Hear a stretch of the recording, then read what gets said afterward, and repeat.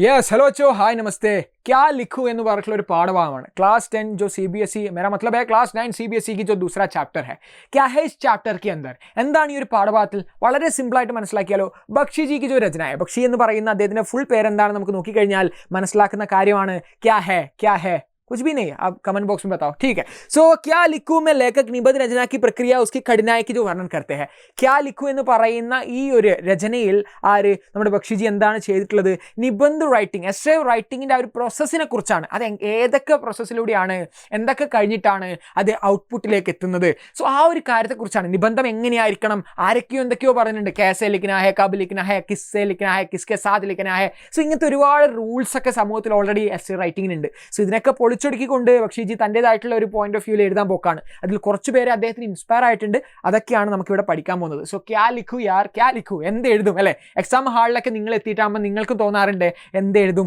ചിലപ്പോൾ നമുക്ക് തന്നെ ഐഡിയ കിട്ടൂല എന്തൊക്കെ എഴുതി കൂട്ടണം സോ ആ ഒരു കാര്യത്തെക്കുറിച്ചാണ് എങ്ങനെ എഴുതണം എന്ത് എഴുതണം എന്നതിനെക്കുറിച്ച് അദ്ദേഹത്തിൻ്റെ ഒരു സൊല്യൂഷനാണ് അദ്ദേഹം എങ്ങനെയാണ് എഴുതിയത് സോ ഇതൊരിക്കലും നിബന്ധം എങ്ങനെ എഴുതണം എന്ന് പറയുന്നതിൻ്റെ കാര്യത്തെക്കുറിച്ചല്ല മറിച്ച് സമൂഹത്തിലെ ഒരു മാറ്റം കൊണ്ടുവരുന്നതും അതുപോലെ തന്നെ സമാജ് സുധാരക് എന്ന് പറയുന്ന സോഷ്യൽ റിഫോമേഴ്സ് എല്ലാ കാലത്തിലും അതൊരു സൈക്ലിക് ആയിട്ട് അതൊരു ചക്ര പോലെ നമ്മുടെ സമൂഹത്തിൽ തുടരുന്ന തന്നെയാണ് ഓക്കെ ഇന്നലെ നന്നായിരുന്നു വെച്ചാൽ ഇന്നത്തെ ചിലപ്പോൾ ഇന്ന് എന്ന് പറയുന്നത് നാളെ അത് അത്ര ഡൈജസ്റ്റ് ആവത്തില്ല ഇന്നലെ എന്ന് നമുക്ക് ചിന്തിക്കുമ്പോൾ ഡൈജസ്റ്റ് ആവില്ല കാരണം എന്താണ് ഒരുപാട് കുരുതി ആയിക്കോട്ടെ ഒരുപാട് പ്രശ്നങ്ങൾ സമൂഹത്തിൽ നിന്നുണ്ടായിരുന്നു സമൂഹത്തിൽ മാറ്റങ്ങൾക്ക് വിധേയമാകുന്നതാണ് സമൂഹം മാറ്റങ്ങൾക്ക് വിധേയമാകേണ്ടിയിരിക്കുന്നതാണ് സമൂഹം എന്ന് പറയുന്നത് സോ ठीक बच्चों ഈ ഒരു കൺസെപ്റ്റ് നിങ്ങളുടെ മനസ്സിൽ എന്തായാലും ഉണ്ടാവണം लेखक को दो अलग अलग विषयों दूर के डोल सुहावने होते हैं അതായത് ദൂരെയുള്ള ആ ഒരു ഢോളിൻ്റെ ആ ഒരു ശബ്ദം എന്ന് പറയുന്നത് മനോഹരമായി തോന്നുന്നതും സമാജ് സുധാർ എന്ന് പറയുന്ന രണ്ട് വിഷയങ്ങളാണ് ആരൊക്കെ നമിതയും അമിതയും എന്ത് ചെയ്തിട്ടുള്ളത് ലേഖകനെ എഴുതാൻ വേണ്ടി കൊടുത്തത് പാഠഭാഗം വായിച്ചവർക്കറിയാം അതുകൊണ്ട് തന്നെ ലേഖകൻ എന്താണ് ഈ ഒരു രണ്ട് വിഷയങ്ങളെക്കുറിച്ച് എഴുതാൻ ലേഖകൻ ഇരിക്കുന്ന സമയത്ത് അദ്ദേഹത്തിന് ഒരുപാട് പ്രതിസന്ധികൾ വരുന്നുണ്ട്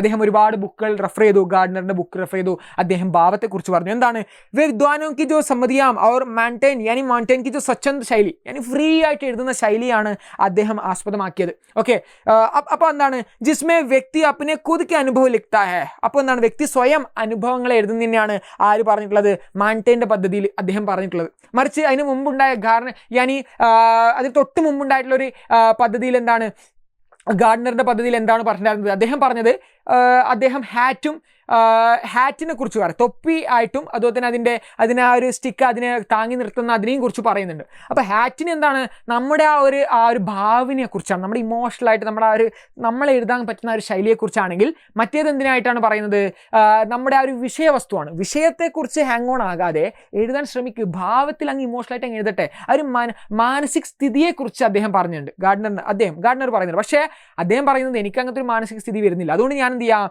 ഈ ഒരു മോണ്ടേൻ്റെ ആയിട്ടുള്ള അദ്ദേഹത്തിന്റെ പദ്ധതിയും അതുപോലെ തന്നെ നമ്മുടെ അമീർ ഖുസ്രുയുടെ ഒരു ശൈലിയുമാണ് അദ്ദേഹം എടുക്കാൻ പോകുന്നത് അമീർ ഖുസ്രുവിന്റെ ശൈലി എന്താണ് അമീർ ഖുസ്രുവിന്റെ മുന്നിൽ എന്ത് ചെയ്യുന്നു अपनी कठिनाई को दूर करने के लिए अमीर खुसरो की जो पहले की तरह दोनों विषयों को मिलाकर एक ही निबंध लिखते हैं अमीर खुसरोയുടെ മുന്നിൽ 4 വിഷയങ്ങൾ വന്നിട്ടുണ്ടായിരുന്നു उसमें चरखा आता है कुत्ते आता है खीर आता है फिर क्या डोल आता है सो ഈ 4 വിഷയങ്ങൾ അമീർ ഖുസ്രു യോജിപ്പിച്ചുകൊണ്ട് ഒരുമിച്ചാക്കി കുറച്ച് എന്താണ് വെള്ളം കുടിക്കാൻ അദ്ദേഹം കിണറിൻ്റെ അടുത്ത് പോയപ്പോൾ അവിടെയുള്ള ക്യാ ഹേ തോടാ സ യുവതിയ യാനി ഓരത്തെയും ക്യാ കിയ ഉനൻസെ നമ്മൾ 4 വാക്ക് വരും അതിനെക്കുറിച്ചൊരു പദ് നിങ്ങൾ പാടിത്താ എന്നാൽ നിങ്ങൾക്ക് വെള്ളം തരാമെന്ന് പറയും അപ്പോൾ അമീർ ഖുസ്രു എന്ത് ചെയ്തു ആ ടാസ്കായി എടുക്കുന്നു അദ്ദേഹം 4 വ്യത്യസ്ത പദ് പറയാതെ എല്ലാം യോജിപ്പിച്ചുകൊണ്ട് ഒരു പദ്ദാക്കി പറഞ്ഞു അതുപോലെ ഇദ്ദേഹം എന്ത് ചെയ്തു 2 വിഷയങ്ങളെ സെപ്പറേറ്റ് ആക്കാതെ അതിനെ ഒരുമിപ്പിച്ച് ഒറ്റൊരു പദ്ദിലേക്ക് അദ്ദേഹം മാറ്റിയിട്ടുണ്ട് ഓക്കെ വേ ലിഖ്തേ ഹേ ദൂർ ഹോനെ കെ കാരൻ ഹി ഡോൽ കി കർക്കശ് ആവാസ് ഭി മധുർ ലഗ്തി ഹേ അപ്പോൾ ഇതിനെ യോജിപ്പിച്ച് അദ്ദേഹത്തിന്റെ പെർസ്പെക്റ്റീവിൽ പോയിന്റ് ഓഫ് വ്യൂവിൽ അദ്ദേഹം എഴുതിയ രചനയുടെ ഔട്ട്പുട്ട് എങ്ങനെയാണ് വന്നത് ദൂർ ഹോനേക്ക് കാരൻ ദൂരെ ആയതുകൊണ്ടാണ് കാരണം അടുത്തു നിന്നാണ് നല്ല ഡോള് ചെണ്ടമേളം കേൾക്കുന്നുണ്ടെങ്കിൽ നമുക്ക് തന്നെ ചെവിട്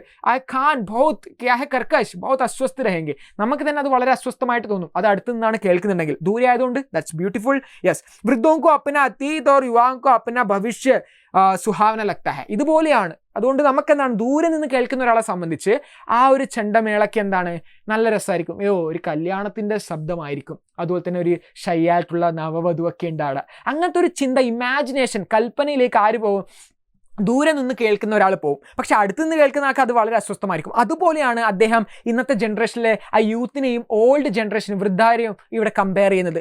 ആ ഒരു കോൺട്രഡിക്ഷനാണ് അദ്ദേഹം ഇവിടെ പറയുന്നത്. എന്താണ് അദ്ദേഹം പറയുന്നത്? അപ്പന അതീത ഒരു യുവാങ്കോ അപ്പന ഭവിഷ്യ സുഹാവന ലഗ്താ ഹൈ. ആ ഒരു തൻ്റെ പാസ്റ്റ് വൃദ്ധന്മാർക്കും അതുപോലെ തന്നെ ഇനി വരാൻ പോകുന്ന ഫ്യൂച്ചർ നമ്മുടെ യങ് ജനറേഷനും സുഹാവന, വളരെ എന്താണ് ഡിലൈറ്റ്ഫുൾ ആയിട്ട്, വളരെ രസകരം മനോഹരമായിട്ട്, വണ്ടർഫുൾ ആയിട്ട്, സൂപ്പർ കാലിഫ്രജിലിസ്റ്റിക് എക്സ്പിയാലിഡോഷ്യസ് ആയിട്ട് ആർക്ക് തോന്നുന്നത്?